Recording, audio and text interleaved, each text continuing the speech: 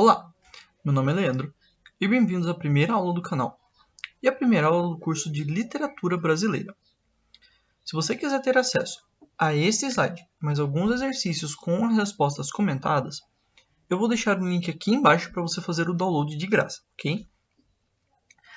Durante o curso, vou fazer aulas pequenas com o essencial para o que você precisa saber para o Enem e outros vestibulares, ok? Vamos começar hoje com o quinhentismo, que durou de 1500 a 1601 e foi a primeira escola literária aqui do Brasil. O quinhentismo tem basicamente duas manifestações. É a literatura de informação e a literatura de catequese. A literatura de informação dá início com a Carta de Pero Vaz de Caminha, que continha o acervo material, a paisagem e o povo aqui do Brasil. E o encontro dos portugueses com os índios. E a principal função dela era relatar como estava sendo a viagem. Era basicamente um diário, e ela foi encaminhada ao rei de Portugal.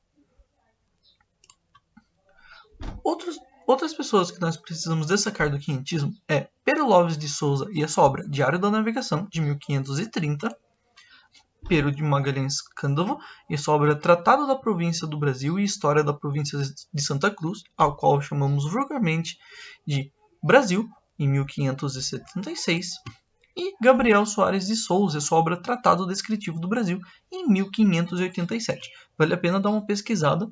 Se vocês quiserem, eu trago mais informações sobre elas.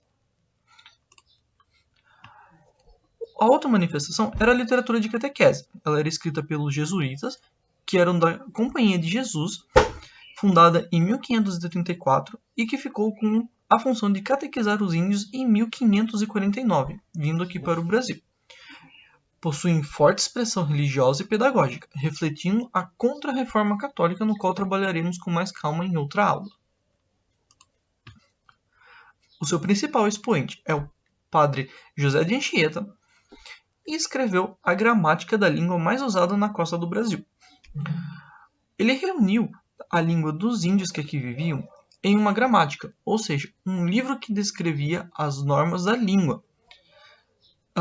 O que era um substantivo, um adjetivo nessa língua, e escreveu essa obra que ficou marcada no tempo, pois os índios que viviam aqui eram ágrafos. A sua língua não tinha qualquer relato escrito. Outra pessoa que vale destacar é o padre Manuel da Nóbrega e a sua obra Diálogos sobre a Conversão do Gentil, de 1557. O último autor é Fernão Cardim, com o Tratado das Terras e das Gentes do Brasil, de 1583. As principais características do quinhentismo são, então, crônicas de informação ou crônicas de viagem, que são aquelas crônicas que relatam em forma de diário e cartas como está sendo as navegações e os descobrimentos. Texto de caráter documental e religioso, então, assim como nós vimos na literatura de informação e na literatura de catequese, tem o caráter de documentar como está sendo a viagem, assim como o anterior, em descrever para o rei e para a corte, e o outro é o intuito de catequizar, ou seja, tornar os povos que estão tendo contato com os portugueses cristãos. E o uso de uma linguagem simples, uma linguagem bem simples mesmo. Mesmo hoje, se você for ler a Carta de Pero Vaz de Caminha, ao qual eu recomendo fortemente, principalmente para os vestibulares, pois tem muita informação e muitas referências que podemos fazer, ela é muito simples e de muito fácil compreensão. Descrição e exaltação à terra, e nós já vamos ver um trecho da Carta de Pero Vaz, o qual ele faz menção a isso, que ele descreve como foi a primeira vista da terra, aqui do Brasil, o uso exagerado de adjetivos e superlativos para descrever como eram os povos que aqui viviam e a terra, e a literatura pedagógica, poesia didática e o teatro pedagógico, ensaiados pelos jesuítas e que faziam parte os índios. Era uma forma de catequizar os povos também. Aqui nós podemos ver então um pequeno trecho da carta, ela é bem extensa, mas você pode encontrá-la em domínio público e eu vou deixar o link aqui na descrição também para vocês, certo? Como eu disse, muito importante ler ela, porque a gente pode tirar dali muitas referências na hora de escrevermos a nossa redação, tá? Lembrando que a redação, eu vou fazer vídeos sobre isso, não se atém apenas a fatos atuais, mas nós podemos linkar com fatos antigos. Isso é muito importante na hora de construir ali o seu argumento, tá? Bom, mas aqui, como vocês podem ver, nesse mesmo dia, à hora de vésperas, houve vista de terra, a saber primeiramente de um grande monte.